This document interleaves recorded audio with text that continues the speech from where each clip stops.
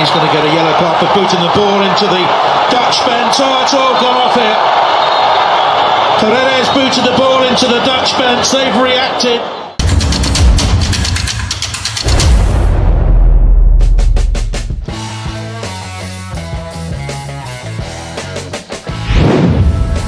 Van Dijk sang kapten timnas Belanda di Euro 2024 berdarah Indonesia yang ogah gunakan nama sang ayah. Van Dijk telah menjelma menjadi pesepak bola bintang. Karirnya yang ciamik di level klub bersama Liverpool membuatnya dipandang menjadi salah satu bek terbaik dunia saat ini.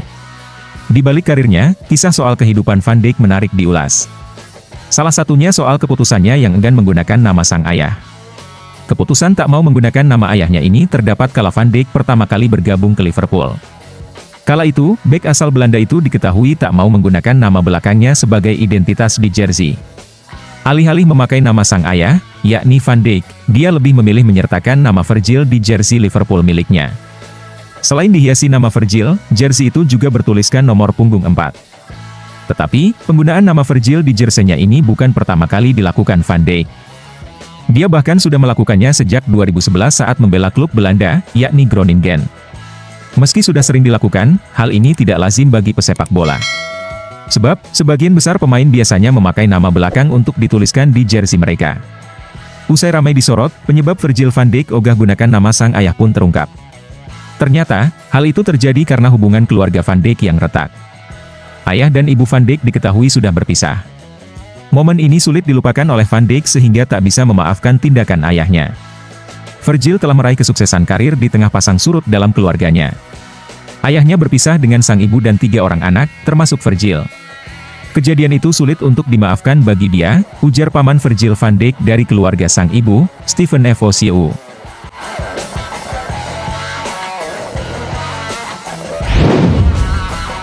Media Korea Selatan soroti Bung Towel, disebut kritis kepada Shin Tae-yong dan timnas Indonesia. Tommy Welly dikenal hingga Korea Selatan. Media negeri Ginseng, media Wikitre, menarasikan pria yang karib dipanggil Bung Towel itu kritis kepada pelatih timnas Indonesia, Shin Tae-yong. Komentator sepak bola Indonesia, Tommy Welly, mengkritik pelatih timnas Indonesia, Shin Tae-yong. Dia terkenal sebagai sosok yang kritis terhadap coach Shin dan timnas, tulis Wikitre. Tommy Welly, seorang komentator dan kritikus sepak bola, merupakan sosok yang terkenal di dunia sepak bola Indonesia. Dia kerap menarik perhatian dengan analisis dan kritiknya yang tajam. Komentarnya soal coach Shin Tae-yong dan timnas Indonesia kerap memicu perdebatan sengit, ungkap Wikitre. Wikitre juga membahas keberhasilan timnas Indonesia lolos ke putaran ketiga kualifikasi Piala Dunia 2026 zona Asia setelah menjadi runner-up grup F di bawah timnas Irak. Dalam 2 penampilan terakhirnya di grup F putaran kedua kualifikasi Piala Dunia 2026, timnas Indonesia dikalahkan Irak 0-2 pada 6 Juni 2024 dan menang 2-0 atas timnas Filipina pada 5 hari berselang di Stadion Utama Gelora Bung Karno, Jakarta. Timnas Indonesia menyelesaikan putaran kedua kualifikasi Piala Dunia 2026 dengan 10 poin. Dengan demikian, Irak dan Indonesia berhak melaju ke putaran ketiga, ungkap Wikitre. Pengundian putaran ketiga kualifikasi Piala Dunia 2026 akan digelar di Kuala Lumpur, Malaysia, pada 27 Juni 2024. Timnas Indonesia terancam masuk pot terakhir karena rendahnya ranking FIFA. Shin Tae-yong, yang sedang pulang kampung ke Korea Selatan, direncanakan akan hadir dalam drawing putaran ketiga kualifikasi Piala Dunia 2026, menurut media Korea Selatan yaitu Yonhap. Setelah beristirahat sejenak di Korea Selatan, Shin Tae-yong akan menghadiri undian putaran ketiga kualifikasi Piala Dunia 2026 yang akan diadakan di Kuala Lumpur, Malaysia, pada 27 Juni 2024, tutur Yonhap.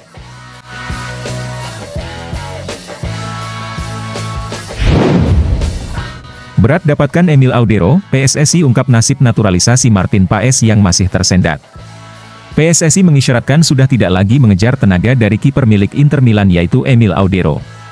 Pasalnya, PSSI kini tengah berupaya menuntaskan naturalisasi penjaga gawang FC Dallas bernama Martin Paes yang masih tersendat. Proses naturalisasi Martin Paes harus dibawa ke Pengadilan Arbitrase Olahraga atau CAS karena terganjal aturan FIFA. Mantan pemain FC Utrecht itu ternyata pernah membela timnas U21 Belanda pada ajang kualifikasi Piala Eropa U21 tahun 2021 yang saat itu usianya sudah memasuki 22 tahun. Sementara berdasarkan regulasi FIFA, seorang pemain bisa berganti dan bermain untuk tim nasional lainnya jika berusia di bawah 21 tahun pada saat terakhir bermain, baik itu tim junior ataupun senior di pertandingan resmi. Emil Sihberat, jujur, ucap anggota Komite Eksekutif PSSI, Arya Sinulinga saat ditemui awak media di Stadion Sekolah Tinggi Ilmu Kepolisian, Melawai, Jakarta Selatan, pada hari Rabu, 19 Juni 2024, malam. Kami masih berharap Martin Paes. Perkembangan masih coba terus, di FIFA masih ada peluang, di CAS juga ada peluang, berbarengan semua prosesnya, sambung Arya Sinulinga. Sejauh ini, PSSI terus menunggu jadwal sidang di CAS untuk menentukan nasib Paes. Belum kita jadwal sidangnya. Siapa yang bisa nentuin jadwal sidang? Nggak bisa kita atur-atur jadwal sidang pengadilan, tutur Arya. Dikatakan Arya Sinulinga, PSSI yakin Martin Paes bisa segera membela timnas Indonesia. Kini Paes sudah berstatus sebagai warga negara Indonesia usai menjalani sumpah kewarganegaraan pada akhir April 2024. Kalau nggak ada celah sih nggak diajukan ke CAS, kata Arya. Maksudnya gini, kalau kita nggak coba dia jadi WNI malah kami nggak punya kesempatan untuk memperjuangkan dia. Karena kami nggak bisa memperjuangkan dia kalau bukan WNI, nah ini kan ya harus berani. Apapun harus dilakukan, sambung PLT Asprof PSSI Sumatera Utara itu.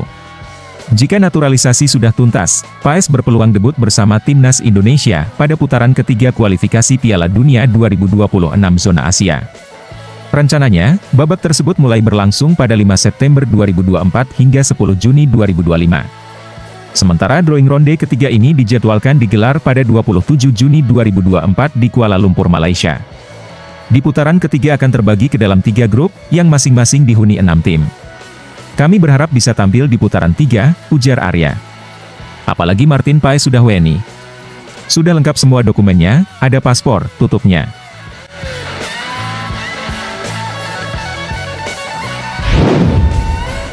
Pakar asal Inggris ungkap kesulitan Vietnam untuk tiru timnas Indonesia soal naturalisasi. Pakar sepak bola asal Inggris, Steve Darby, mengungkap kesulitan Vietnam dalam mencari para pemain keturunan di luar negeri. Pemain keturunan telah menjadi magnet baru di sepak bola Asia Tenggara, tidak terkecuali di Indonesia.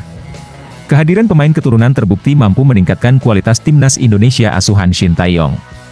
Teranyar, timnas Indonesia lolos ke putaran ketiga kualifikasi Piala Dunia zona Asia untuk kali pertama.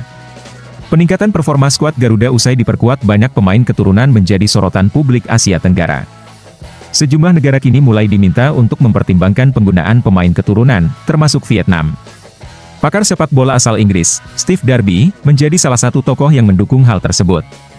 Menurutnya, Federasi Sepak Bola Vietnam atau VFF harus mulai mencari pemain-pemain keturunan di seluruh dunia. Sepak bola Vietnam harus segera memulai pencarian pemain profesional keturunan Vietnam yang bermain di seluruh dunia.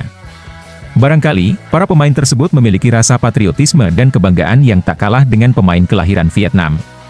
Oleh karena itu, saya sangat mendukung naturalisasi dan penggunaan pemain berdarah Vietnam, seperti memiliki orang tua atau kakek nenek yang berkewarganegaraan Vietnam. Sangat masuk akal bagi para pemain ini untuk mengenakan seragam tim nasional. Gunakan jejaring sosial sebagai alat yang berguna untuk mencari. Namun jika VFF ingin mengikuti jalur naturalisasi pemain keturunan Vietnam, mereka harus mulai mengerahkan jaringan pencarian profesional di tempat-tempat dengan komunitas besar Vietnam seperti Amerika Serikat, Australia, atau Eropa Timur. Ada banyak pemain berbakat, baik pria maupun wanita, yang bermain di negara-negara tersebut.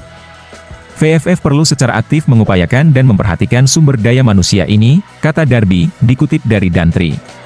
Lebih lanjut, Darby menentang penggunaan pemain naturalisasi yang tidak memiliki garis keturunan Vietnam. Sebaliknya, saya menentang penggunaan pemain naturalisasi yang bukan berasal dari Vietnam.